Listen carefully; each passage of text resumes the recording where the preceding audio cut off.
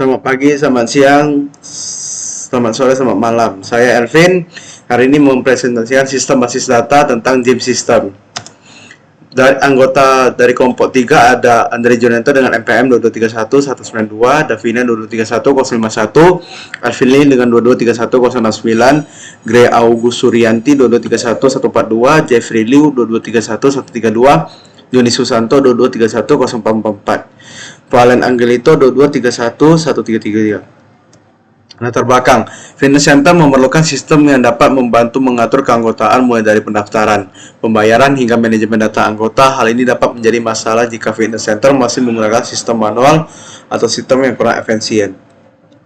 Masalah, fitness center seringkali menawarkan berbagai jenis kelas dan program latihan. Oleh karena itu, mereka memerlukan sistem yang dapat membantu mengatur jadwal kelas, mengirim pemberitahuan ke anggota tentang perubahan jadwal, dan membantu mengelola partisipasi anggota di dalam kelas tersebut. Pembayaran membership juga merupakan bagian penting dari operasional fitness center. Sistem ini dapat membantu pengguna untuk mendaftarkan membership secara online, mengelola pembayaran anggota secara otomatis, mengingatkan anggota tentang pembayaran jatuh tempo, serta mengelola dana pengembalian dan diskon. Proses bisnis flowchart. Pertama, login. Setelah kita masuk websitenya, kita akan disuruh memilih role, yaitu sebagai klien atau admin. Setelah itu kita akan disuruh memasukkan username. Setelah memasukkan username kita akan diverifikasi oleh sistem. Jika benar, kita akan diarahkan ke homepage. Jika salah, kita akan disuruh memasukkan username lagi. Selanjutnya, manage membership. Setelah kita login sebagai klien, kita akan dipertanyakan apakah kita sudah memiliki member. Jika iya, kita akan tinggal memasukkan username. Setelah itu, member login successfully. Jika belum, klien perlu mengisi form registrasi. Setelah itu, klien akan memilih salah satu patch membership. Setelah itu, sistem akan memberikan membership ID. Setelah itu, admin akan menyimpan data klien. Lalu member login successfully. Yang ketiga, transaction atau transaksi. Klien akan membayar tagihannya. Setelah itu, admin akan mengkonfirmasi pembayaran. Selanjutnya, admin akan menyimpan data pembayaran klien. Setelah itu, klien akan menerima invoice. Yang keempat, enroll class. Setelah klien login successfully, klien bisa mengenroll kelas yang sedang dibuka. Klien juga bisa memilih instruktur atau pelatih yang sedang available. Setelah itu, klien akan memilih tanggal dan waktu. Setelah itu, klien bisa menyimpan data instruktur dan admin akan membantu menyimpannya dengan syarat apakah instrukturnya available atau tidak. Jika instrukturnya available, klien bisa mereservasi. Jika belum, maka kita akan memilih instruktur yang sedang available di waktu itu. DFD level 2. Pada DFD level 2, proses-proses yang terjadi pada DFD level 1 akan dibagi menjadi beberapa subproses. Yang pertama, login. Pada proses login akan dibagi menjadi dua subproses, yaitu klien dan admin yang akan menginput username mereka pada subproses fill-in login form. Kemudian, datanya akan dilanjutkan ke subproses berikutnya, yaitu check username validation. Kemudian, outputnya ke entity task adalah sistem akses dan error login message apabila gagal login. 2. Manage membership. Pada proses ini akan dibagi menjadi 3 subproses. Klien akan memasukkan informasi pada subproses verify membership, dan bila gagal akan muncul error message. Kemudian lanjut ke subproses fill-in register form. Di sini data klien dan package yang dipilih akan dilanjutkan ke subproses generate membership ID, dan data akan disimpan ke client record store dan akan diinformasikan oleh admin. Yang terakhir, admin akan memberikan bukti nota ke klien. 3. Transaction. Pada proses transaction akan dibagi menjadi 2 subproses.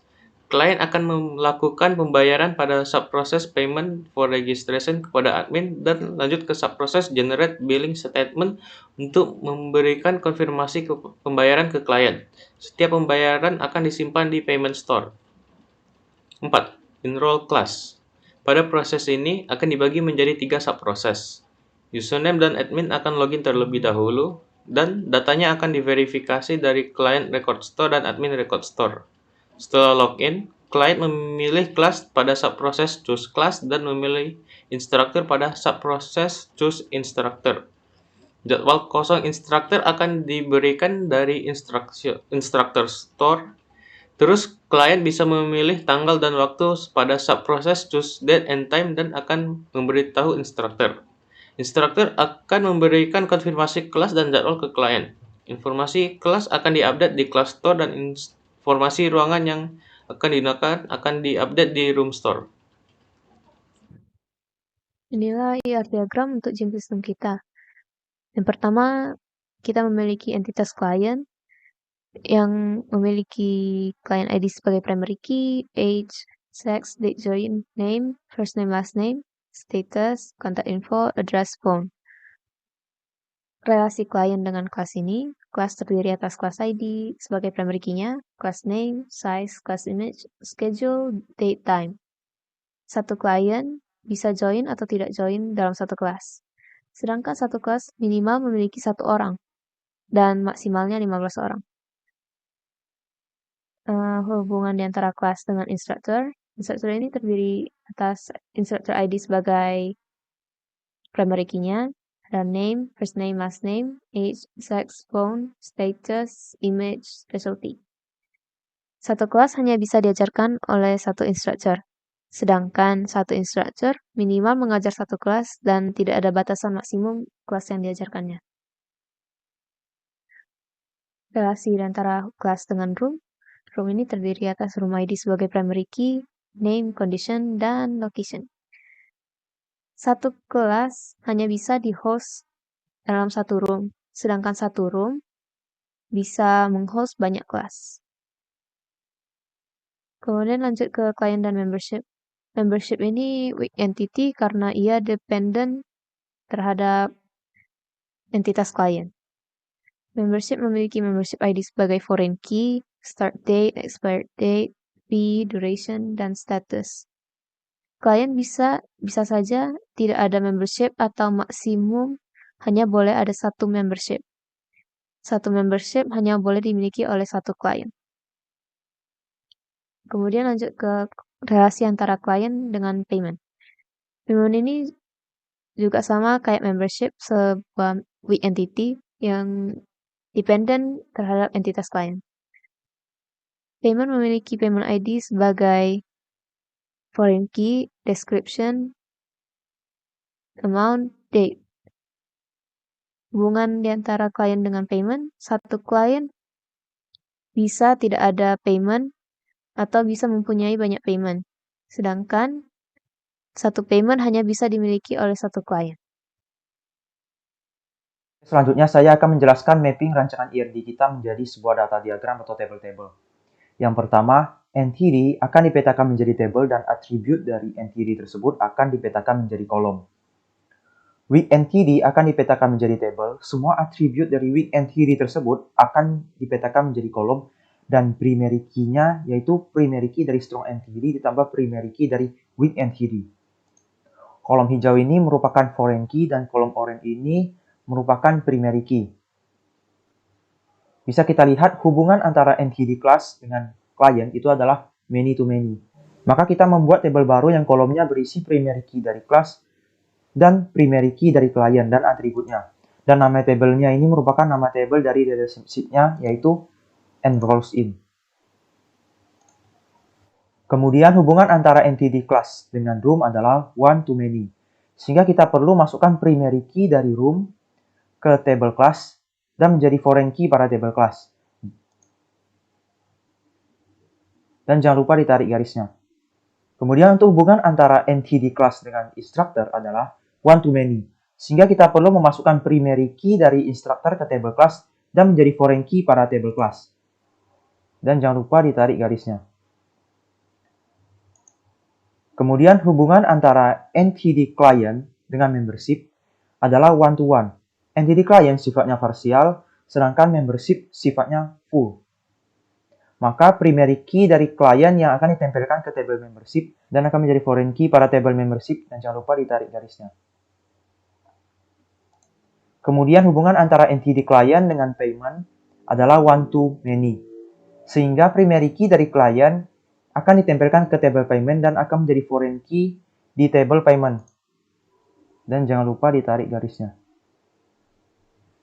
Selanjutnya, ini adalah SQL statement DDL for tables definition. Ini adalah query untuk membuat table client. Client ID merupakan primary key-nya. Ini adalah query untuk membuat table instructor. Instructor ID adalah primary key-nya. Nah, ini adalah query untuk membuat table room. Dan room ID merupakan primary key-nya. Ini adalah query untuk membuat table class. Class ID adalah primary key-nya. Dan class ini merupakan unik karena tidak boleh ada nama yang sama. Dan di sini foreign key adalah instructor ID dan room ID.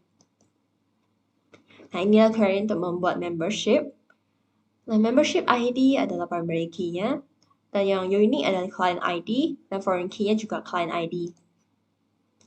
Nah, ini adalah query untuk membuat table payment. Nah, primary key di sini adalah client ID dan payment ID. Dan foreign key-nya juga client ID saja. Nah, selanjutnya ini adalah query untuk membuat table enrolls in. Dan di sini primary key-nya adalah client ID dan class ID. Dan mereka juga berperan sebagai foreign key. Dan ini adalah untuk SQL Embedded DML Include Functionality. Jadi contohnya kita ambil tabel client. Dan inilah SQL untuk insert a new client.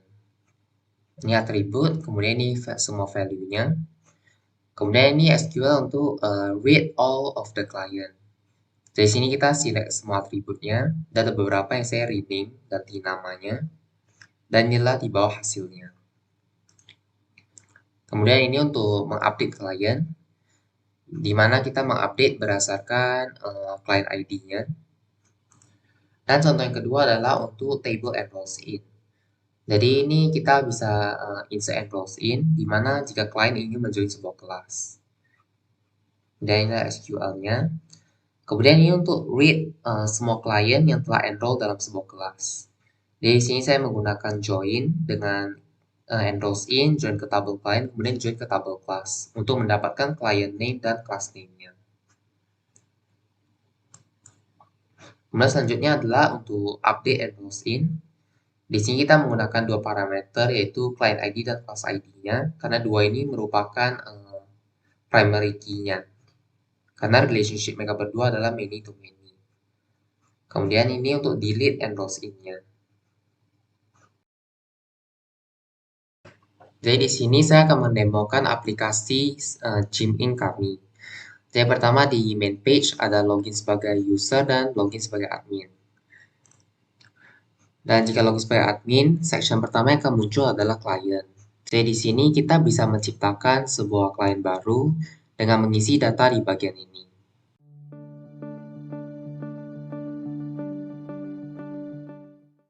Dan jika sudah, tinggal pencet tombol create, maka client baru sudah diciptakan. Dan jika kita ingin merubah sesuatu, kita tinggal update dan mengganti status keaktifan dan pencet tombol update.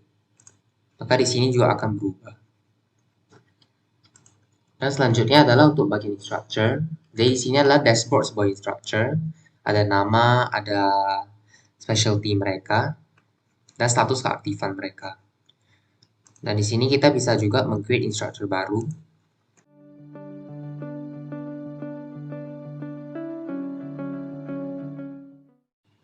Dan jika sudah, pencet tombol create.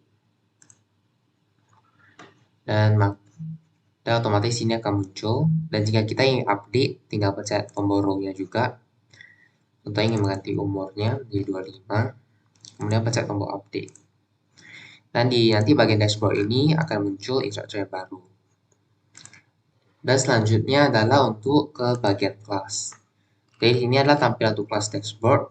Di sini nama kelas, kemudian instructor-nya, dan schedule dari kelas tersebut, jadwalnya kapan. Kemudian ada slotnya juga, sudah berapa orang yang masuk, dan limit dari kelas tersebut. Dan kita bisa menciptakan kelas baru di sini.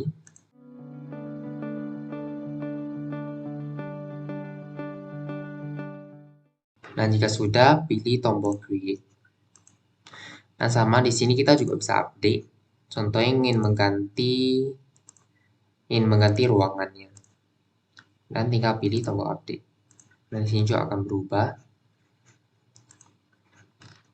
Dan di sini akan ada kelas baru. Dan jika ingin delete, kita tinggal klik row ini, kemudian delete. Maka di sini juga akan hilang kelasnya.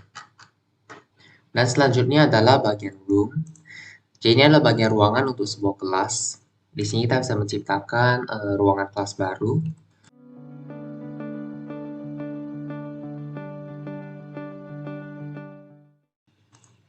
Maka ruangan baru sudah diciptakan.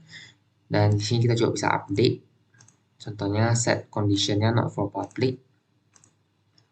Dan ke ini juga bisa di-delete. Dan selanjutnya adalah bagian enrolls in. Ini ketika sebuah klien ingin menjoin ke sebuah kelas. Contohnya saya pilih klien ini, nama klien name akan muncul, kelas ID-nya ini, dan create. Dan di sini juga sudah buat di sistem validasi, sehingga klien tidak bisa menjoin kelas yang sama. Akan bilang klien already inside this class. Dan jika kita ingin update, kita bisa ganti kelas ID-nya, dan pilih tombol update. Maka di sini akan berubah. Dan jika ingin delete, tinggal klik row-nya, dan pilih tombol delete. Maka enrolls in itu akan hilang. Dan selanjutnya adalah untuk ke bagian membership. Jadi membership ini adalah dashboard-nya. Di sini akan muncul total membership yang ada di gym ini. Dan dibagi ke 4 kategori, ada yang 1 month, ada yang 3 months, 6 months, dan 12 months. Dan ini adalah jumlahnya masing-masing. Dan di sini kita bisa mengedit membership-nya. Pertama pilih sebuah klien yang ingin memiliki membership. Kemudian di sini kita bisa memilih duration-nya. Contohnya 6 bulan. Dan kita bisa pilih create. Maka otomatis jumlah yang bertambah di sini akan di 1, ini akan menjadi 3. Dan contohnya kita juga bisa update di sini. Contohnya ingin merubah yang ini menjadi 1 bulan. Maka pilih tombol update. Maka akan pindah ke 1 bulan.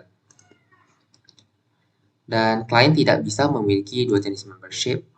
Contohnya ini sudah 6 month dan kita memilih 1 month, akan muncul error. Client already have a membership. Dan section terakhir adalah bagian payment. Jadi di sini adalah payment dashboard. Ini adalah total revenue yang sudah di earning dari gym ini. Dan dibagi menjadi 3 jenis kategori. Ada bagian membership, bagian food and beverage, dan bagian product. Dan kita bisa edit paymentnya di sini. Jadi contohnya klien ini akan membayar untuk membership. Kita tinggal key in dan tanggalnya juga. Dan pilih tombol create. Dan ini juga bisa update untuk payment amount-nya. Contoh menjadi 40, kemudian kita ganti ke product. Update. Kemudian juga bisa di-delete. Maka payment-nya akan hilang. Dan payment dashboard ini akan selalu terupdate. Dan selanjutnya kita juga bisa login sebagai user. Jadi di sini kita tinggal masukkan client ID-nya. Kemudian login. Jadi di sini adalah data diri semuanya mengenai client ini. Dimulai di sini ada data dirinya. Dan ada membership-nya berapa lama, di sini 3 bulan.